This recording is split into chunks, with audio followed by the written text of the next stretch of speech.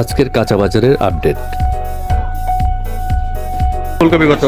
ফুলকপি 60 টাকা পিস, ঢেঁড়স, ভেন্ডি 80 টাকা, টমেটো, টমেটো 160, আর টকটা আছে 200 টাকা, আলু, আলু নতুনটা 140, আর পুরানটা 75 টাকা, বেগুন, বেগুন 80 টাকা, পটল, পটল 60 টাকা, বাঁধাকপি, বাঁধাকপি 60, জালি, জালি 60 টাকা পিস, লাউ পিস কত?